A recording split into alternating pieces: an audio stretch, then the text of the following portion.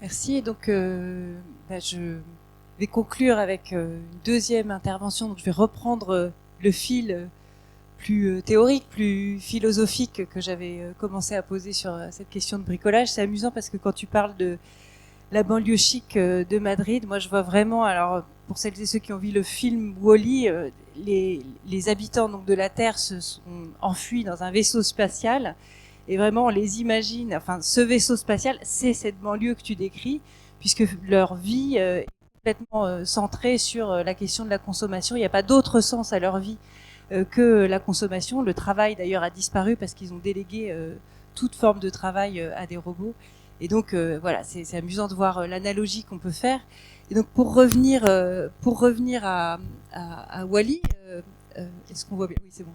Pour revenir à Wall-E, donc je vous ai passé donc cet extrait et puis finalement ce qui est intéressant, c'est que ton intervention ensuite a pu montrer à quel point le bricolage pouvait être une pratique voilà concrète. Exercée aujourd'hui et ça va au-delà de la fable, mais c'est vrai qu'en t'entendant on se rend compte que c'est une pratique qui reste quand même marginale et puis qui suppose un certain nombre de sacrifices, hein, qui peut être enfin sacrifice dans le sens où c'est un mode de vie quand même sobre, voilà, tu parlais d'une forme de précarité, enfin bon voilà, c'est un choix existentiel extrêmement engageant.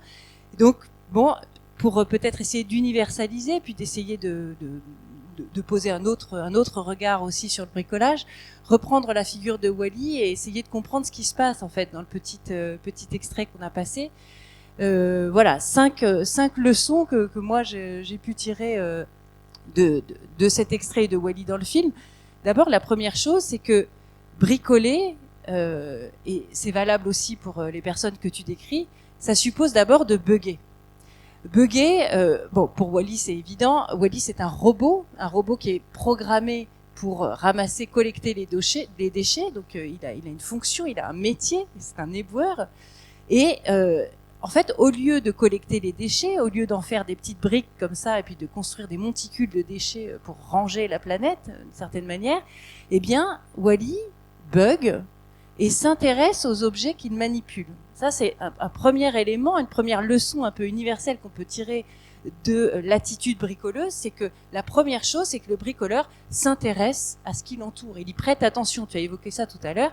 Et finalement, la première manière d'être bricoleur, c'est déjà d'être collectionneur, au sens de regarder les objets et puis se dire, tu l'as dit aussi, à propos des moyens du bord, ça peut toujours servir. Ça pourra toujours servir un jour. Le ça pourra toujours servir un jour, pour moi, c'est vraiment presque j'y vois une phrase un peu salvatrice, une phrase un peu magique, qui s'oppose vraiment à la logique instrumentale ou utilitariste qui consiste à dire ça doit servir. Le ça doit servir, c'est ce qu'on connaît. C'est la logique d'ingénieur hégémonique sous laquelle nous vivons, c'est cette manière d'aborder les choses, d'aborder le monde, d'aborder le rapport au temps, de manière extrêmement fonctionnelle, ça doit servir. Le ça pourra toujours servir un jour, c'est complètement différent. C'est une espèce de rapport aux choses extrêmement tolérante qui consiste à se dire mais même les trucs cassés, même les trucs abîmés, hétéroclites, bizarroïdes, je les garde. Il y a une forme de tolérance dans le ça pourra toujours servir un jour qui me paraît extrêmement riche du point de vue existentiel, tout simplement. Ensuite, évidemment, l'attitude de Wall-E, elle témoigne d'un rapport pratique au monde. Hein. Il y a cette idée, il engage son corps, on le voit quand il joue avec le Jokari, pour entrer en relation avec l'objet, il interagit avec lui, quitte à se prendre parfois des coups. Hein, le Jokari lui revient à la figure. Donc il y a cette idée de rencontre pratique, physique, corporelle, hein, qui suppose d'oser aller se confronter à la résistance du monde, la résistance du réel, qui d'ailleurs se définit comme ça. Le réel, c'est ce qui résiste, hein, c'est ce qui parfois nous met à l'épreuve, c'est ce qui parfois nous met en échec aussi. Hein. Donc il y a vraiment cette dimension dans le bricolage, et tu l'as pas évoqué là, mais on le voit aussi à travers les portraits. Tu parlais de la boulange, de la personne qui s'était mise à faire de la boulange. On le voit dans le portrait que tu dessines, de temps en temps, ça rate, quoi. C'est pas simple en fait de faire du pain. Donc il y a tout un apprentissage qui est extrêmement long, parfois laborieux, et qui en fait finalement apporte ensuite une forme de satisfaction. Mais il faut en passer d'abord par des épreuves et par de l'insatisfaction. Se faire prendre avant de comprendre, c'est la continuité de ce que je disais là, c'est-à-dire qu'il s'agit de se faire prendre par les objets, se faire prendre par le donné du monde, l'accepter aussi d'une certaine manière, s'y ouvrir en fait, du monde tel qu'il est, c'est-à-dire pas génial, abîmé, pas parfait, se faire prendre par ce monde, comprendre que nous sommes du monde et pas seulement au monde, pour reprendre une phrase d'Hannah Arendt, c'est ça bricoler, c'est se rendre compte que nous n'avons pas la main, que nous n'avons pas une position surplombante sur le monde, mais que nous en sommes et que c'est en agissant à l'intérieur de ce monde imparfait que nous allons pouvoir en faire quelque chose, y ajouter quelque chose d'une certaine manière. Et enfin, alors la dernière leçon très importante me semble-t-il, c'est celle de la continuité qu'il y a entre l'attention portée aux choses et le soin qu'on peut avoir pour les vivants. À la fin de l'extrait que je vous ai montré, Wally découvre une plante. Il se trouve que cette plante, il va s'y intéresser, faire preuve de curiosité à son égard. Vous savez, vous ne savez pas, je vous le dis en tout cas, que curiosité a pour origine étymologique le mot cura, qui signifie soin. Donc il y a vraiment cette continuité entre la curiosité que l'on peut avoir pour les choses du monde et cette notion de soin. Et donc, il va s'intéresser à cette plante comme il s'intéresse à tout un tas d'autres objets. Et en s'y intéressant, il va être amené à sauver l'humanité, en fait, parce que cette plante, c'est ce qui va permettre aux humains de revenir sur la planète. Et moi, je vois dans cette continuité entre l'attention pour les choses et le soin du vivant, quelque chose d'extrêmement important aujourd'hui dans notre manière d'appréhender l'écologie. On a trop souvent opposé et d'ailleurs cette opposition, elle est héritière, elle aussi, de la modernité et d'une forme de dualité dans notre rapport au monde qui distingue nature et culture. On a trop souvent opposé la matérialité des choses, des produits fabriqués, y compris même d'ailleurs la consommation qui de toute façon est là, fait partie de nos vies. Formidable si on peut se passer de s'acheter des vêtements pendant 16 ans, ou je ne sais plus quelle était la durée que tu avais donnée, mais on sait qu'on ne va pas pouvoir tout de suite se passer de s'acheter des vêtements, en tout cas pas massivement. Et donc la question, c'est de se dire, mais qu'est-ce qu'on fait avec tous ces objets qui sont produits, qui deviennent des déchets, dont nous savons que nous ne pouvons pas nous débarrasser? Qu'est-ce qu'on fait avec cette matérialité qui, qu'on le veuille ou non, fait quand même partie de ce monde dont il faut prendre soin? Donc il y a vraiment cette idée d'aborder l'écologie à travers le bricolage en n'établissant pas une rupture entre les choses et le vivant, mais au contraire en établissant une continuité entre le soin qu'on peut apporter aux uns et aux autres. J'en profite pour faire une rapide parenthèse, mais bon, on n'a pas le temps de développer, mais c'est aussi un point qui me paraissait important de partager avec vous aujourd'hui. Le vivant lui-même est un bricolage.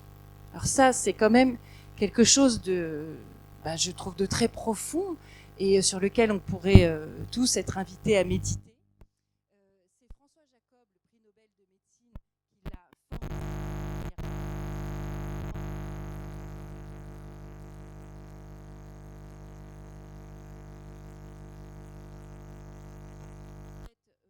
considéré que l'évolution était une sorte de cheminement linéaire. Ce cheminement linéaire qui nous rappelle la notion de progrès que j'évoquais tout à l'heure et qui, elle, est complètement héritière d'une vision de l'histoire, d'une vision du monde, voilà, qui a pour origine, en fait, la conception moderne du monde. Non, l'évolution telle que Darwin l'a mise au jour n'est pas du tout un cheminement linéaire. L'évolution, elle est buissonnante. C'est-à-dire que certes, les organismes se transforment,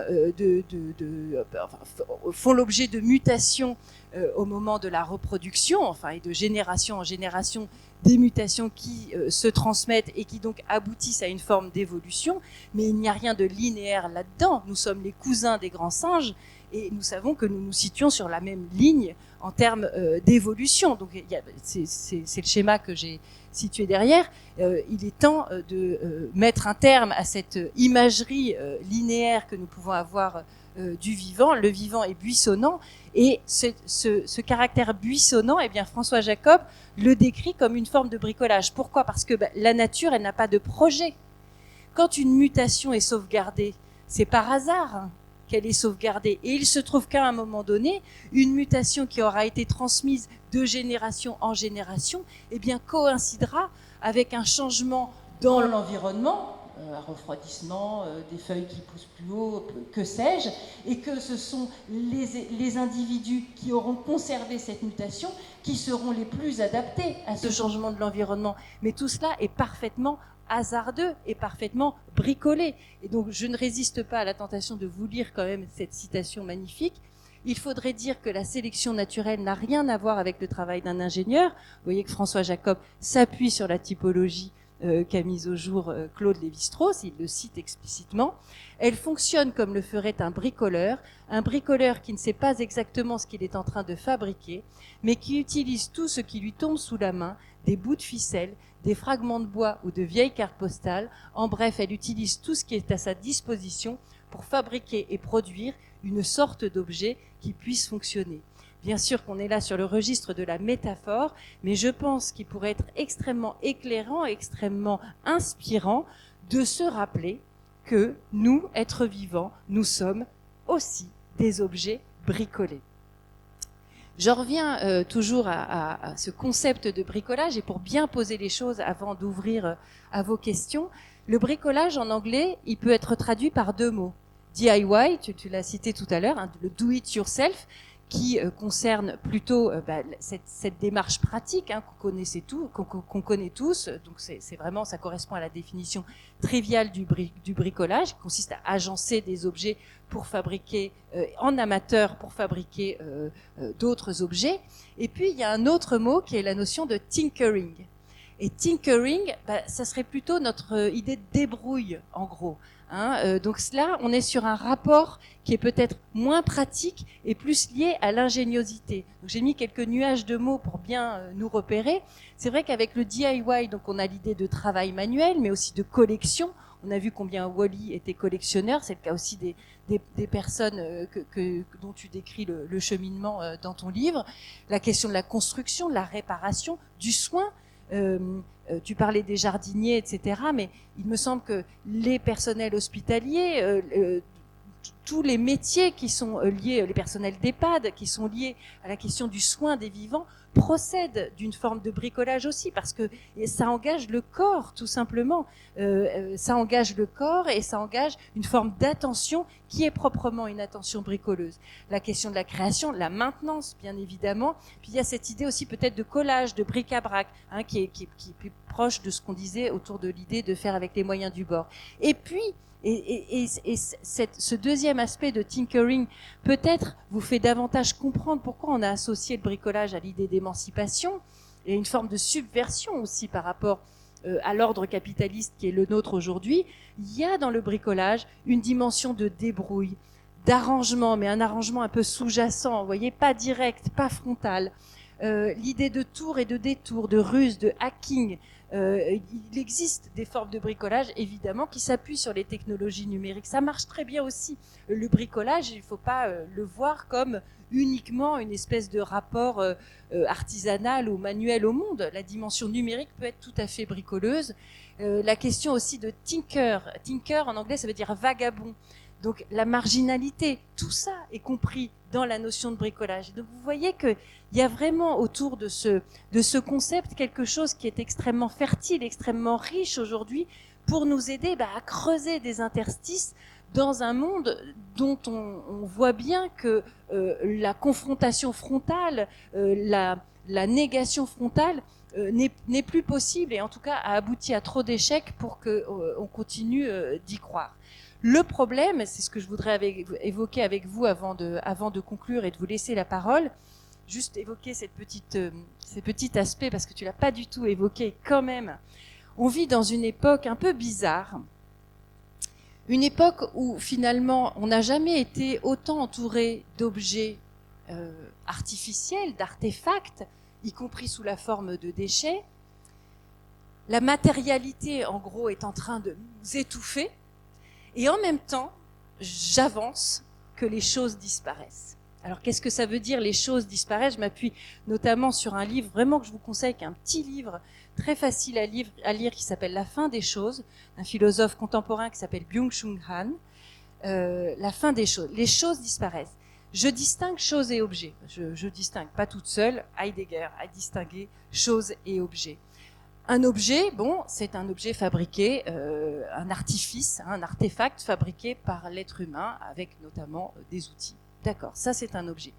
Une chose se distingue d'un objet en ce que elle nous préoccupe, elle attire notre attention. On en a le souci, on en prend soin. Il existe, si vous réfléchissez, il existe plein d'objets qui attirent encore aujourd'hui notre attention, mais peut-être de moins en moins. Autrefois, quand on avait des objets, eh bien, ils avaient vocation à durer et donc on les entretenait. Et c'est vrai qu'on vit dans une société de consommation qui, en fait, a programmé l'obsolescence des objets, donc qui deviennent en fait des artefacts, des artefacts, des ersatz, des espèces d'objets de substitution de moins bonne qualité, qui ne vont pas durer longtemps, des espèces de gadgets qui ne retiennent plus notre attention. Les choses disparaissent aussi sous une autre manière, c'est que ces objets avec lesquels on pouvait avoir un rapport convivial, pour utiliser une expression d'Ivan Illich, pour celles et ceux qui sont familiers de ce philosophe, eh bien ces objets maintenant ils sont recouverts de numérique, je pense à la voiture par exemple, ou à la montre, ils sont recouverts de numérique, et ce qui fait qu'on peut communiquer avec eux, même assez facilement, mais qu'on ne peut plus entrer en relation physiquement comme on pouvait le faire autrefois. Avant, si on crevait un pneu d'une voiture, c'était pas très compliqué, enfin, il fallait un petit peu savoir se servir d'un cric, etc., mais on pouvait changer la roue d'une voiture.